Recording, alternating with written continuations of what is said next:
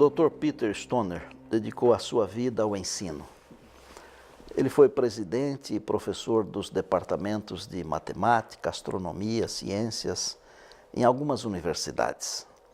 Em 1969, o Dr. Stoner publicou um livro chamado A Ciência Fala. Um dos ensinamentos que aparecem nesse livro é que coincidências estão fora da ciência da probabilidade. Dando um exemplo desse princípio, o Dr. Stoner apresenta a probabilidade de 8 predições. 8 profecias se cumprirem completamente em um único homem. Ele diz que essa probabilidade é de 1 em 10 elevado à 17ª potência, ou seja, isso seria uma única chance em 100 mil trilhões de possibilidades. Estou falando de 1 seguido de 17 zeros. O Dr. Stoner ilustra essa probabilidade da seguinte maneira. Imagine que o Texas, o segundo maior estado dos Estados Unidos, fosse coberto com 100 mil trilhões de moedas.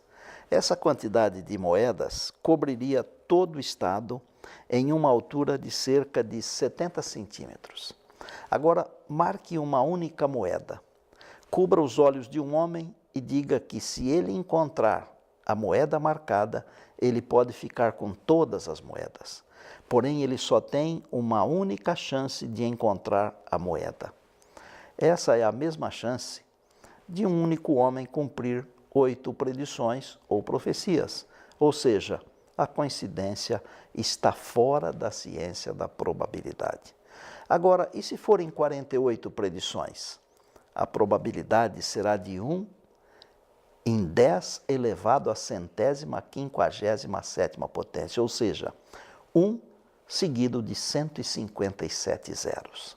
Imagine então a probabilidade de um único homem cumprir 300 predições. Isso é impossível para a ciência da probabilidade.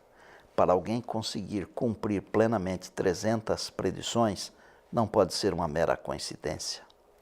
É por essa razão que eu creio plenamente, piamente, que Jesus de Nazaré não é simplesmente um bom homem, um sábio, alguém que deixou a sua marca na história, mas é o próprio prometido de Deus, o Messias. E por que eu digo isso?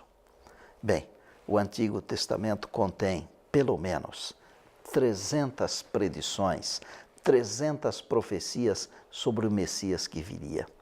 O Messias seria o libertador, o rei, o salvador da humanidade. Não por mera coincidência, Jesus de Nazaré cumpriu completamente, perfeitamente, cada uma dessas 300 profecias messiânicas. Como isso é possível? A minha resposta é providência divina, porque para Deus, profecia é contar de antemão a história. Deus não queria deixar dúvidas de quem era o seu enviado. Por cerca de 4.000 anos, Deus deu 300 pinceladas para apresentar o retrato daquele em quem você e eu deveríamos depositar a nossa fé e a Ele confiar a nossa vida. Essas pinceladas nos apresentam Jesus de Nazaré. Não temos tempo aqui de ver as 300 profecias, mas rapidamente gostaria de ver 8 delas. De uma única chance em 100 mil trilhões de possibilidades, nada mais do que isso. Vamos lá. 700 anos antes do nascimento de Jesus, o profeta Miqueias apontou a cidade do nascimento do Messias. E ele diz, está aqui na Bíblia, E tu, Belém de Efrata, pequena demais para figurar como grupo de milhares de Judá, de ti me sairá o que há de reinar em Israel, e cujas origens são desde os tempos antigos, desde os dias da eternidade. Miqueias 5:2. Jesus, por providência divina, nasceu em Belém.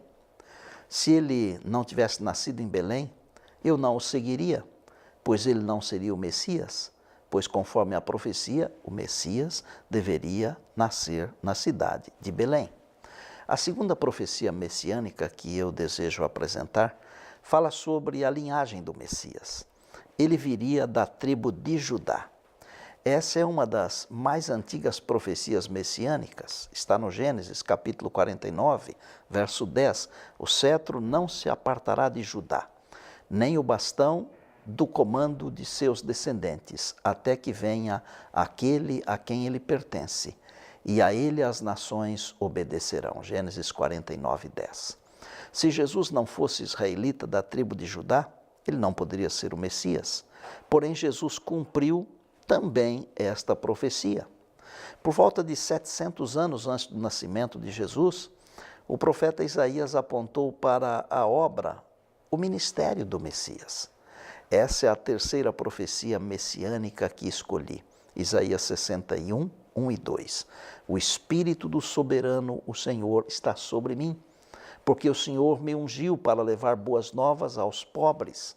Enviou-me para cuidar dos que estão com o coração quebrantado, anunciar a liberdade aos cativos e libertação das trevas aos prisioneiros, e para proclamar o ano da bondade do Senhor e o dia da vingança do nosso Deus, para consolar todos os que andam tristes.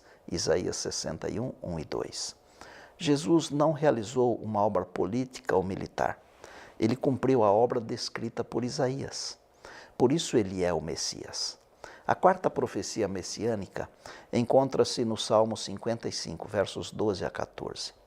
E neste texto é indicado que o Messias seria traído por um amigo íntimo. E quem não sabe que Jesus foi traído por Judas, um dos 12 discípulos do Senhor?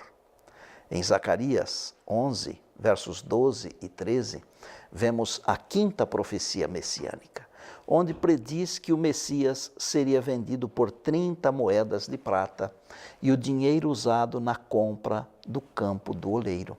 Se você for a Mateus 27, 3 a 10, você verá que foi exatamente isso que aconteceu com Jesus.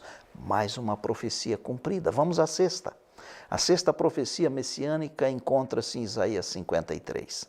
E sendo bem sincero, esse é um capítulo que retrata a entrega do Messias, uma descrição muito clara da paixão de Cristo. Os versos 4 a 7 de Isaías 53 apontam que o Messias seria levado como cordeiro para o matadouro. E foi exatamente isso que ocorreu com Jesus. Ele também cumpriu esta profecia. Existe um salmo totalmente voltado ao sofrimento do Messias, é o salmo de número 22. Leia com calma esse salmo e compare com a descrição dos evangelhos sobre a crucifixão de Cristo. Para destacar um aspecto do salmo 22, veja o verso 16. Cães me rodearam, um bando de homens maus me cercou, perfuraram minhas mãos e meus pés. Salmo 22, 16. Quem não sabe que Jesus teve os seus pés e mãos perfurados por cravos? Essa é a sétima profecia messiânica cumprida por Jesus. A oitava e última profecia messiânica que eu desejo destacar tem a ver com a predição de que o Messias passaria pela morte e voltaria a viver. Essa verdade é apresentada no Salmo 16, 10, no Salmo 49, 15, Oséias 6, 2. O cristianismo proclama que Cristo ressuscitou dentre os mortos, cumprindo assim tal profecia. Não é mera coincidência que Jesus cumpriu todas as profecias messiânicas. Ele as cumpriu porque ele é a providência divina para a salvação da humanidade. É por essa razão que eu não sou um seguidor de Buda, de Confúcio, de Maomé ou de qualquer outro líder carismático ou religioso, pois nenhum outro se compara a Jesus. Eu já encontrei razões suficientes para entregar a minha vida a Cristo Jesus. Eu não tenho dúvidas de que Ele é o enviado de Deus. E você? Reconhece que Jesus de Nazaré é o Messias? Está preparado para aceitá-lo como o Senhor e Salvador da sua vida? Se você está, ore comigo agora. Eterno Deus, não há outro além de Jesus, a quem possamos entregar a nossa vida e em quem possamos depositar a nossa fé. Neste momento, rendemos quem somos ao enviado de Deus. Nos aceite e nos ajude a crescer no conhecimento de Cristo. crescer no conhecimento do Senhor Jesus a cada dia, pois é no nome dele que nós oramos. Amém. Não se esqueça que a nossa vida se torna cada vez mais deslumbrante e bela à medida que Jesus entra em nosso ser e nos tornamos um com ele. Ok, até a semana que vem. Lembre-se, nada na vida é mais importante do que estar na presença de Deus.